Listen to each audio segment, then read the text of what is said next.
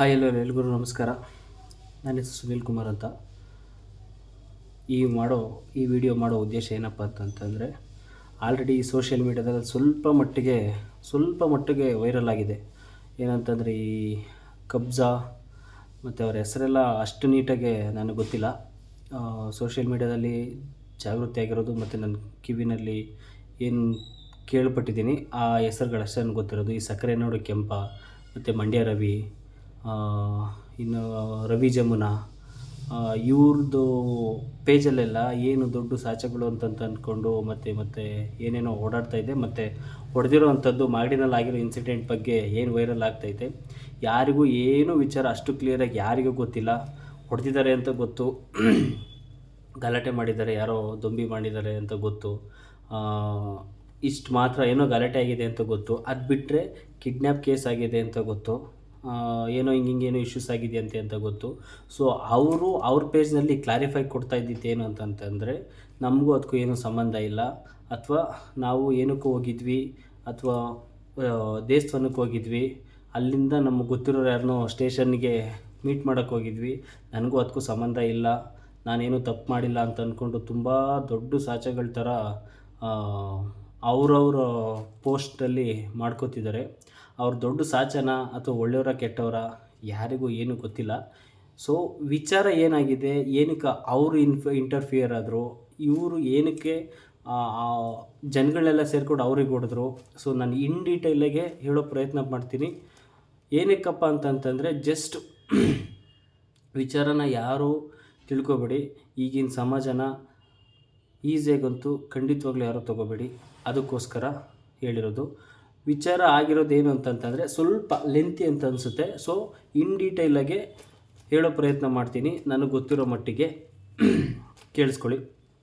Start ಆಗಿರೋದು ವಿಚಾರ ಎಲ್ಲಿಂದ ಅಂತಂತಂದರೆ, 1ನೇ ತಾರೀಕು 1ನೇ ತಿಂಗಳು 2026ನೇ ಇಸ್ವಿ ಸ್ಟಾರ್ಟ್ ಆಗೋಕ್ಕೂ ಮುಂಚೆ.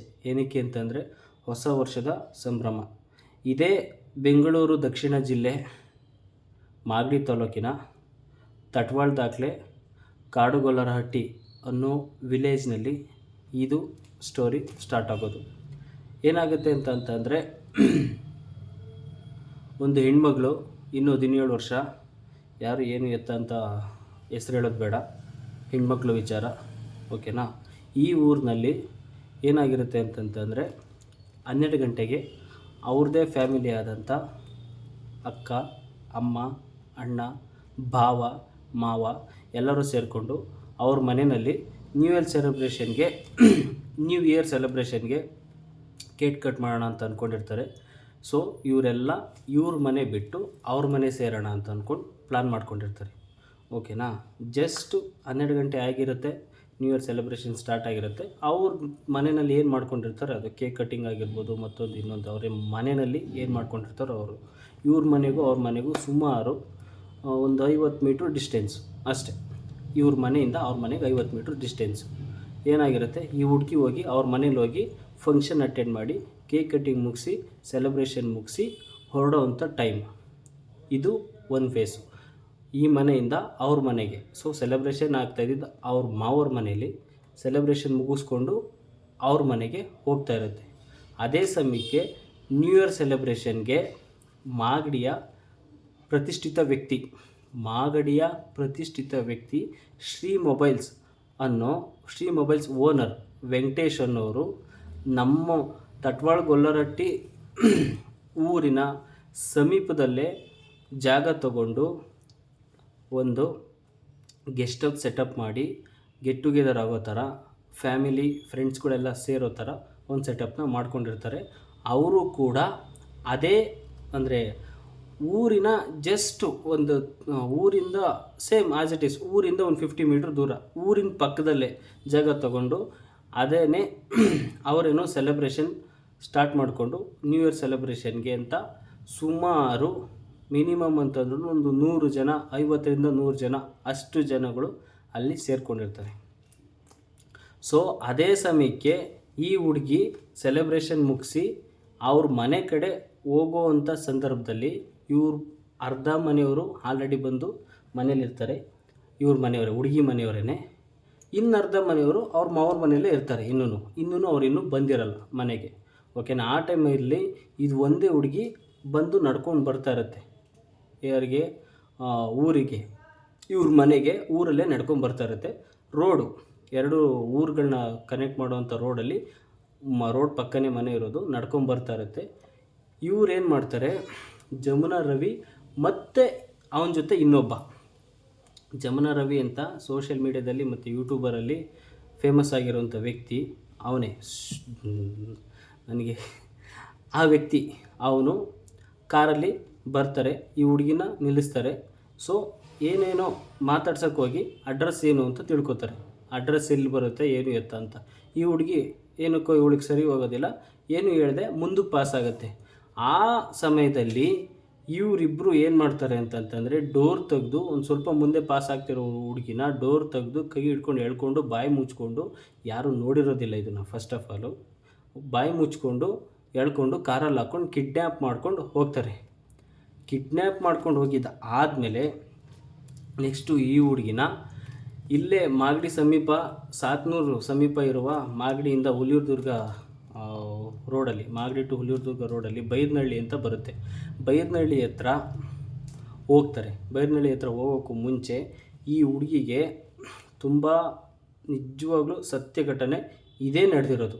ಏನೇನು ಆಗಿದೆಯೋ ಅದನ್ನೇ ಹೇಳಕ್ಕೆ ಪ್ರಯತ್ನ ಪಡ್ತೀನಿ, ಕೇಳಿಸ್ಕೊಳ್ಳಿ. ಏನಾಗುತ್ತೆ ಅಂತಂತಂದರೆ ಆ ಹುಡುಗಿಗೆ ಇವರು ತೋರಿಸ್ತಾರೆ, ನಾನು ಇಂಥ ಸೋಷಿಯಲ್ ಮೀಡಿಯಾ ಇನ್ಫ್ಲೂಯೆನ್ಸರು, ನಾನು ಈ ಥರ ಎಲ್ಲ ವೀಡಿಯೋ ಮಾಡ್ತೀನಿ, ನಾನು ಯೂಟ್ಯೂಬರು ಅಂತ ಅಂದ್ಕೊಂಡು ಇನ್ಫ್ಲೂಯೆನ್ಸ್ ಮಾಡಿರೋದು ಹುಡುಗಿನ. ಸಮಥಿಂಗ್ ಸೆಕ್ಷುವಲ್ ಆ್ಯಕ್ಟಿವಿಟೀಸ್ಗಾಗಿರ್ಬೋದು, ಇನ್ನೊಂದಕ್ಕೆ ಮತ್ತೊಂದಕ್ಕೆ ಈ ಹುಡುಗಿನ ಇನ್ಫ್ಲೂಯೆನ್ಸ್ ಮಾಡಿದ್ದಾರೆ. ನಾನು ಸೋಷಿಯಲ್ ಮೀಡಿಯಾ ಇನ್ಫ್ಲೂಯೆನ್ಸರು, ನಾನು ಈ ಥರ ಎಲ್ಲ ವೀಡಿಯೋ ಮಾಡ್ತೀನಿ, ಹಾಗೆ ಹೀಗೆ ಅಂತ ಅಂದ್ಕೊಂಡು ಇನ್ಫ್ಲೂಯೆನ್ಸ್ ಮಾಡಿದ್ದಾರೆ. ಪ್ಲಸ್ ಅದ್ರ ಜೊತೆಗೆ ಇನ್ನೊಂದು ಆಘಾತಕಾರಿ ವಿಚಾರ ಮತ್ತು ಹೇಳಿಕೆ ಏನಂತಂತಂದರೆ, ಏನು ಮೈಂಡಲ್ಲಿ ಇಟ್ಕೊಂಡಿದ್ದು ಅವನು ಗೊತ್ತಿಲ್ಲ. ಮತ್ತು ಅದಾದಮೇಲೆ ಇನ್ನೊಂದೇನು ಅಂತಂತಂದರೆ, ವೆಂಕಟೇಶ್ ಅಣ್ಣನ ಕೈಗೆ ಏನಾರು ನೀನು ಸಿಕ್ಕಿದರೆ ಇಷ್ಟೊತ್ತು ನಿನ್ನ ಮಾರ್ಬಿಡೋನು. ಫಸ್ಟ್ ಡೈಲಾಗ್ ಏನಂತಂದರೆ, ವೆಂಕಟೇಶ್ ಅಣ್ಣನ ಕೈಗೆ ಸಿಕ್ಕಿದರೆ ನಿನ್ನನ್ನು ಮಾರ್ಬಿಡೋನು.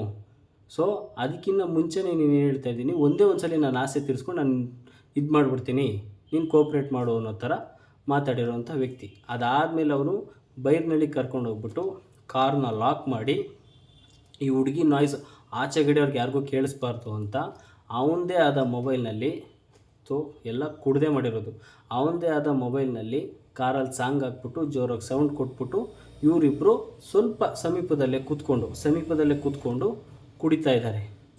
ಆ ಟೈಮ್ನ ಯೂಸ್ ಮಾಡ್ಕೊಂಡಂಥ ಹುಡುಗಿ ಅವ್ರದ್ದೇ ಆದ ಮೊಬೈಲ್ನ ತೊಗೊಂಡು ಅವ್ರ ಅಣ್ಣನ ನಂಬರ್ಗೆ ಡಯಲ್ ಮಾಡಿದ್ದಾಳೆ. ಡಯಲ್ ಮಾಡಿ ಇವ್ರು ಯಾವಾಗ ಈ ಕಾರಲ್ಲಿ ಸೌಂಡ್ ನಿಲ್ತು ಮತ್ತು ಆಫ್ ಆಯ್ತಲ್ವಾ, ಇವಳು ಸಾಂಗ್ ಹಾಕಿರೋದು ಇವಳು ಫೋನ್ ಮಾಡಿದ ತಕ್ಷಣವೇ ಆಫ್ ಆಗೋಯ್ತು. ಆಫ್ ಆಗ್ತಿದ್ದಂಗೆ ಅವರು ಆಲ್ರೆಡಿ ಓಡಿ ಬಂದರು ಇವ್ರ ಹತ್ರ. ಜಸ್ಟ್ ಡಯಲ್ ಮಾಡಿ ಹಲೋ ಅಂತ ಅಂದಿದ್ದಾರೆ. ಹಲೋ ಅಂತ ಅಂತಿದ್ದಂಗೆ ಅವರು ಬಂದು ಫೋನ್ನ ಕಿತ್ಕೊಂಡು ಈ ಹುಡುಗಿಗೆ ಹೊಡೆದಿದ್ದಾರೆ. ಅವರು ಇಬ್ಬರು ಬಂದು ಈ ಹುಡುಗಿಗೆ ಹೊಡೆದಿದ್ದಾರೆ. ಹಲೋ ಅಂತ ಅಂದ್ಕೊಂಡು ಇವ್ರ ಅಣ್ಣ ಮಾತಾಡ್ತಾ ಇದ್ದಾನೆ, ಮಾತಾಡಿಲ್ಲ. ಅಷ್ಟೊತ್ತಿಗೆ ಅವ್ರ ಅಣ್ಣಂಗೆ ಈ ಹುಡುಗಿ ಮಾತುಗಳು ಕೇಳಿಸಿರೋದು, ಹೊಡಿಬೇಡಿ ಅಣ್ಣ, ನನ್ನನ್ನು ಬಿಟ್ಬಿಡಿ ಅಣ್ಣ ಅಂತಂದ್ಬಿಟ್ಟು ಅವ್ರ ಅಣ್ಣ ಫೋನಲ್ಲಿ ಕೇಳಿಸ್ಕೊಂಡಿದ್ದಾನೆ. ಡಯಲ್ ಮಾಡ್ಕೊಂಡು ಇನ್ನೂ ಏನೂ ಮಾತಾಡೋಕ್ಕೆ ಸ್ಟಾರ್ಟ್ ಮಾಡಿಲ್ಲ. ಸೊ ಅಷ್ಟೊತ್ತಿಗೆ ಆಲ್ರೆಡಿ ಹುಡುಗಿ ಅಣ್ಣಂಗೆ ಹೇಳ್ಬಿಟ್ಟೈತೆ, ಹಿಂಗೆ ಇಲ್ಲೇ ಇದ್ದಾರೆ, ನನ್ನನ್ನು ಕಾಪಾಡಿ ಅಂತ ಹೇಳೈತೆ. ಅದಾದಮೇಲೆ ನೆಕ್ಸ್ಟ್ ಡೈಲಾಗ್ ಅವ್ರು ಬಂದು ಫೋನ್ ಕಿತ್ಕೊಂಡು ಈ ಹುಡುಗಿಗೆ ಹೊಡೆದಿದ್ದಾರೆ. ಹೊಡಿಬೇಕಾದ್ರೆ ಅಣ್ಣ ನನಗೆ ಹೊಡಿಬೇಡಿ ಅಣ್ಣ ಅನ್ನೋ ಮಾತನ್ನು ಹುಡುಗ ಕೇಳಿಸ್ಕೊಂಡೈತೆ. ಸೊ ಅದಾದಮೇಲೆ ನೆಕ್ಸ್ಟು ಮುಂದುವರೆದಿದ್ದು ಏನಂತಂತಂದರೆ ಪಾರ್ಟು ಅವ್ರದ್ದು ಇದಕ್ಕೂ ಏನೋ ಗೊತ್ತಿಲ್ಲ. ನೆಕ್ಸ್ಟು ಆ ಹುಡುಗಿಗೆ ಹೊಡೆದು ಒಬ್ಬ ಅಲ್ಲಿ ನ್ಯೂಟ್ಲಾಗವನೆ, ಇಬ್ಬರಿದ್ದಿದ್ದು ಒಬ್ಬ ಅಲ್ಲಿ ನ್ಯೂಟ್ಲಾಗಿದ್ದಾನೆ, ಅವನು ತಪ್ಪಿಸ್ಕೊಂಡಿದ್ದಾನೆ.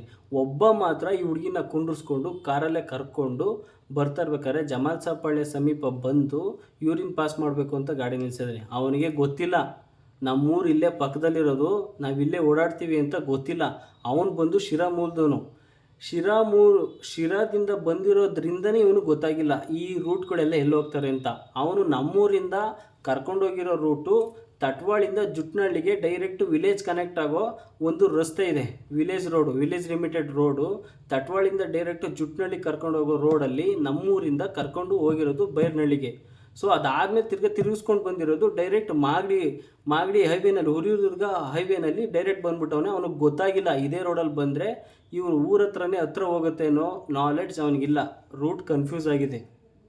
ಸೊ ಸೇಮ್ ಜಮಲ್ ಸಾಪಳ್ಳಿ ಹತ್ರನೇ ಬಂದು ಯೂರಿನ್ ಪಾಸ್ ಮಾಡಬೇಕು ಅಂತ ಗಾಡಿ ನಿಲ್ಲಿಸಿದರೆ ಅಷ್ಟೊತ್ತಿಗೆ ಏನೋ ಆಗಿದೆ, ಇಲ್ಲೆಲ್ಲೋ ಇದ್ದಾರೆ ಅಂತಂದ್ಬಿಟ್ಟು ಊರಿನ ಗ್ರಾಮಸ್ಥರೆಲ್ಲ ಸೇರಿಕೊಂಡು ಹುಡ್ಕಕ್ಕೆ ಅಲ್ಲಷ್ಟು ಜನ ಇಷ್ಟಷ್ಟು ಜನ ಆ ಕಡೆ ಈ ಕಡೆ ಹೋಗ್ಬಿಟ್ಟಿದ್ದಾರೆ. ಸೊ ಅದಾದಮೇಲೆ ಇದ್ಯಾವುದೋ ಕಾರ್ನ ಅನುಮಾನಾಸ್ಪದವಾಗಿ ನಿಂತಿದೆಯಲ್ಲ ಅಂತ ಅಂದ್ಕೊಂಡು ಕಾರ್ ಸಮೀಪ ಬತ್ತಿದಂಗೆ ಹುಡುಗಿ ಕೂಗ್ಕೊಂಡೈತೆ. ಅವ್ರ ಅಪ್ಪನ ಹೆಸ್ರಿಗೆ ಅವ್ರ ಅಪ್ಪನ ಹೆಸ್ರು ಹಿಡ್ಕೊಂಡು ಕೂಗ್ಕೊಂಡೈತೆ. ಕೂಗಿದ್ದು ಆದಮೇಲೆ ನೆಕ್ಸ್ಟು ಇವ್ರಿಗೆ ಗೊತ್ತಾಗೈತೆ ಏನು ಮಾಡೋರೆ, ಇವರು ಸಿಕ್ಬಿಟ್ರು, ಯಾರೋ ಬಂದ್ಬಿಟ್ರು ಅಂತ ಅಂದ್ಕೊಂಡು ಹುಡುಗಿನ ಕಾಲಲ್ಲಿ ಒದ್ದು ಕಾರಿಂದ ರೋಡಿಗೆ ಬೀಳಿಸಿ ಇವನು ಒಬ್ಬನೇ ಕಾರ್ ಸ್ಟಾರ್ಟ್ ಮಾಡ್ಕೊಂಡು ಹೋಗೋನೆ. ಅಷ್ಟೊತ್ತಿಗೆ ಆಪೋಸಿಟಿಂದ ಬಂದ ಕಾರು ಇವು ಕಾರ್ನ ಅಡಾಕಿದೆ. ಇವನು ಆ ಕಾರ್ಗೆ ಡ್ಯಾಶ್ ಮಾಡಿ ಗುದ್ದು ಸ್ಕ್ರ್ಯಾಚ್ ಮಾಡಿಕೊಂಡು ಮುಂದ್ಗಡೆಗೆ ಪಾಸ್ ಆಗಿರೋದು. ಸೊ ಇವರು ಇನ್ನೊಂದು ಬ್ಯಾಚು, ಇನ್ನೊಂದು ಗುಂಪಿತ್ತಲ್ಲ ಮಾಗಡಿ ಕಡೆ ಹುಡುಕ್ತಾ ಇದ್ದಿದ್ದು ಹುಡುಗರಿಗೆ ಫೋನ್ ಮಾಡಿ ಹೇಳಿದ್ದಾರೆ, ಈ ಕಡೆಯಿಂದ ಹಿಂಗೆ ಬರ್ತಾ ಇದ್ದಾರೆ, ಬೇಗ ಬನ್ನಿ ಈ ಕಡೆ ಅಡ್ಡ ಮಾಡಿ ಅಂತ. ಇವರು ಅಷ್ಟೊತ್ತಿಗೆ ಸೋಮೇಶ್ವರ ಕಾಲೋನಿ ಹತ್ರ ಹೋಗಿದ್ದಾರೆ. ಇನ್ನೊಂದು ಬ್ಯಾಚ್ ಅವರು ಆಪೋಸಿಟ್ ಬಂದ್ಬಿಟ್ಟು ಈ ಕಾರ್ನ ನಿಲ್ಲಿಸಿರೋದು. ಅಲ್ಲಿ ತಪ್ಪಿಸ್ಕೊಳ್ಳೋಕೆ ಹೋಗಿ ಸೇತುವೆಗೆ ಗುದ್ದಿ ಈ ಜಮುನಾ ರವಿ ಅಂತ ಅನ್ನೋನು ತಗ್ಲಾಕೊಂಡಾದ್ಮೇಲೆ ಸಾರ್ವಜನಿಕರೆಲ್ಲ ಸೇರಿಕೊಂಡು ಇವನ್ನ ಹಿಡ್ಕೊಂಡು ಹೊಡೆದು ಸ್ಟೇಷನ್ಗೆ ಹಾಕಿರೋವಂಥದ್ದು. ಹಿಡ್ಕೊಂಡಾಗ ಹೊಡಿಬೇಕಾದ್ರೆ ಅವನು ಇನ್ನೊಂದು ಡೈಲಾಗ್ನ ಪಾಸ್ ಮಾಡ್ತಾನೆ. ಇದು ತುಂಬ ಇಂಪಾರ್ಟೆಂಟು.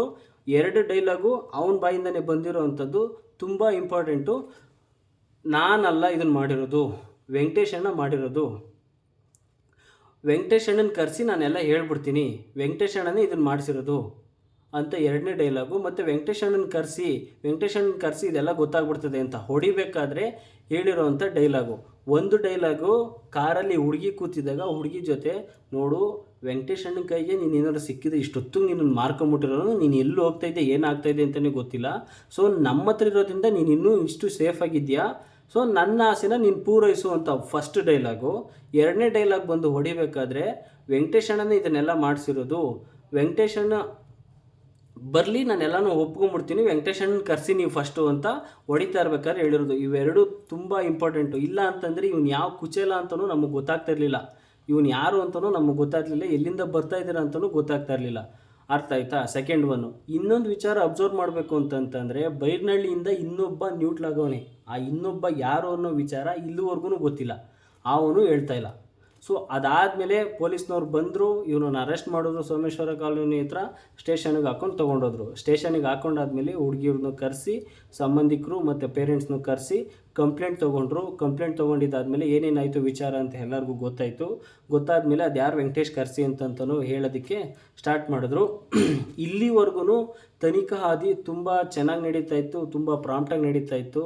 ಅದಾದಮೇಲೆ ಅದು ಯಾರು ಪ್ರತಿಷ್ಠಿತ ವೆಂಕಟೇಶ್, ಮಾಗಡಿಯ ಪ್ರತಿಷ್ಠಿತ ವ್ಯಕ್ತಿ ವೆಂಕಟೇಶ್ ಬರ್ತಿದ್ದ ಹಾಗೆ ಈ ವೆಂಕಟೇಶ ಇವನು ಅಂತ ಅವ್ರಿಗೆ ಗೊತ್ತಾಗ್ತಿದ್ದ ಹಾಗೆ ತನಿಖಾ ಹಾದಿನೇ ಚೇಂಜ್ ಆಗೋಯ್ತು.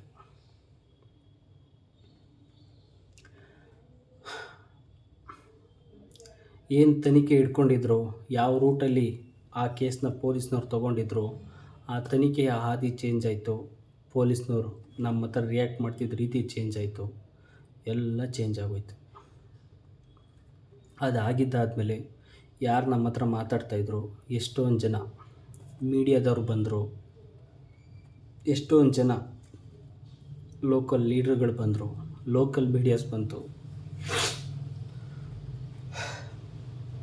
ನ್ಯಾಷನಲ್ ಮೀಡಿಯಾಸ್ ಬಂತು, ಸ್ಟೇಟ್ ಮೀಡಿಯಾಗಳು. ಈ ಥರ ವ್ಯಕ್ತಿ ಒಂದು ಹುಡುಗಿ ಊರಲ್ಲೇ ಕಿಡ್ನ್ಯಾಪ್ ಆಗಿದೆ ಅಂತಂದರೆ ತುಂಬ ಲೈಟಾಗಿ ತಗೊಳ್ಳೋವಂಥ ವಿಚಾರ ಅಲ್ವೇ ಅಲ್ಲ.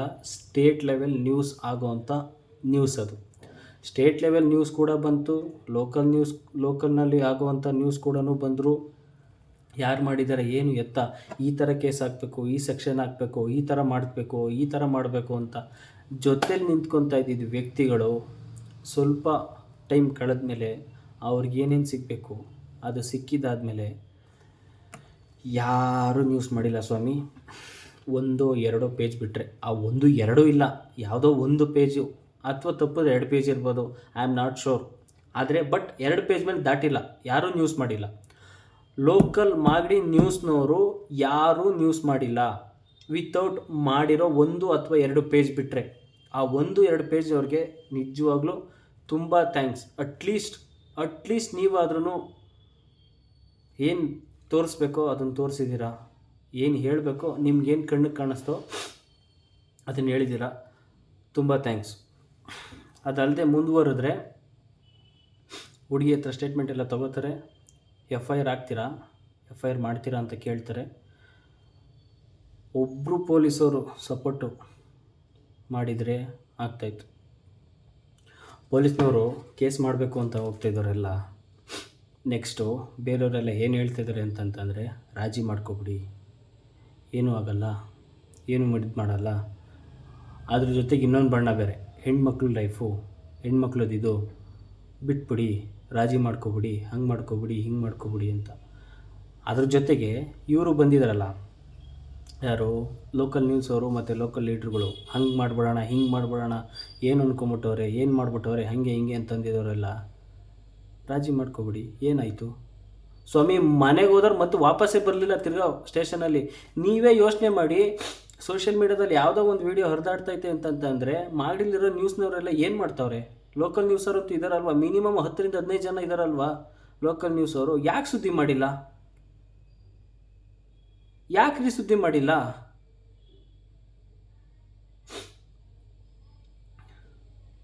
ಸುದ್ದಿ ಮಾಡಿಲ್ಲ, ಸರಿ ಆಯಿತು. ಅದಾದಮೇಲೆ ಮುಂದುವರೆದೋದ್ರೆ FIR ಬುಕ್ ಮಾಡ್ತೀರಾ ಅಂತ ಕೇಳಿದ್ರು. FIR ಬುಕ್ ಮಾಡೋದಕ್ಕೆ ಸಾಯಂಕಾಲ ತನಕ ಟೈಮ್ ತೊಗೊಂಡ್ರು. ನಮ್ಮ ಮೈಂಡ್ ವಾಶ್ ಮಾಡಬೇಕಾ? ಅಪ್ಪ ಅಮ್ಮನೇ ಕರ್ಕೊಂಡು ಹೋಗೋದು, ಅವ್ರಿಗೇನು ಹೇಳಬೇಕು ಹೇಳೋದು, ಹಿಂಗೆಲ್ಲ ಆಗುತ್ತೆ, ನಿಮ್ಮನ್ನೆಲ್ಲ ಕರೀತಾರೆ, ಕೋರ್ಟ್ಗೆ ಎಳಿತಾರೆ, ಕೇಸ್ ಮುಗಿಯಲ್ಲ, ಹಂಗಿಲ್ಲ ಹಿಂಗಿಲ್ಲ ಅಂತ ಅಂದ್ಕೊಡೋದು.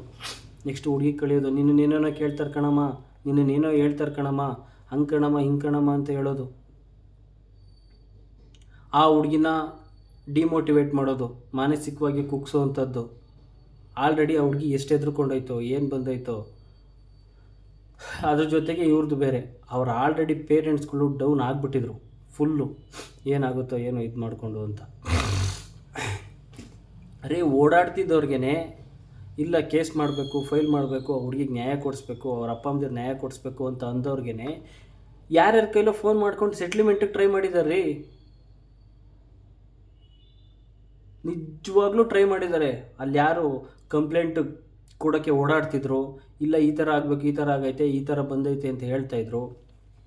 ಅವರಿಗೆ ಕಂಪ್ಲೇಂಟ್ ಕೊಡೋಕ್ಕೆ, ಕಂಪ್ಲೇಂಟ್ ಕೊಡಿಸ್ಬಿಡಿ, ವೆಂಕಟೇಶ್ ಅಣ್ಣನ ಕೈ ಬಿಟ್ಬಿಡಿ, ವೆಂಕಟೇಶ್ನ ಹತ್ರ ಬಿಟ್ಬಿಡಿ, ನೀವು ಎಷ್ಟು ಕೇಳ್ತೀರ ಕೇಳಿ. ಅಲ್ಲಿ ಕೆಲಸ ಮಾಡ್ತಿದ್ದ ಲಾಯರ್ಗೆ, ಅವ್ರ ಪರವಾಗಿ ನಿಂತಿದ್ದ ವ್ಯಕ್ತಿಗಳಿಗೆ ಇವಾಗ ನಾನು ಗೊತ್ತು.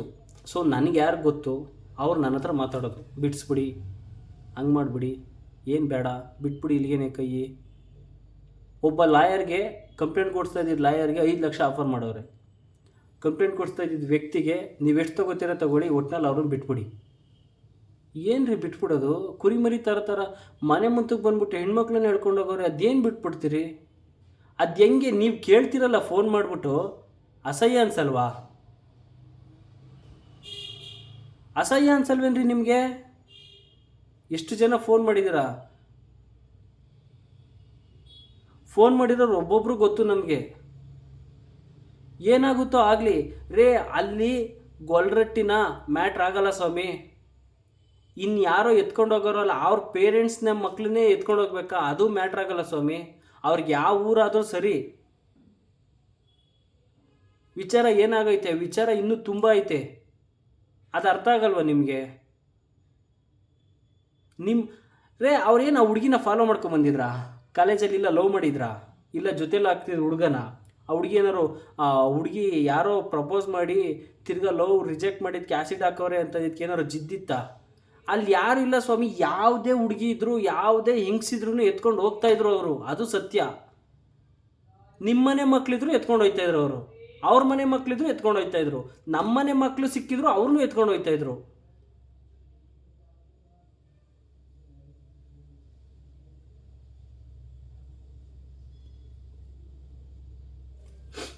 ಇನ್ನೊಂದು ವಿಡಿಯೋ ಮಾಡ್ತೀನಿ, ಇನ್ನೊಂದು ವಿಡಿಯೋ ನೋಡಿ. ಲೆಂತ್ ಜಾಸ್ತಿ ಆಗುತ್ತೆ, ಅಪ್ಲೋಡ್ ಆಗಲ್ಲ. ಸೊ ಇನ್ನೊಂದು ವಿಡಿಯೋ ಇನ್ನೊಂದು ಮುಂದಕ್ಕೆ ಮಾಡ್ತೀನಿ, ಅದು ನೋಡಿ.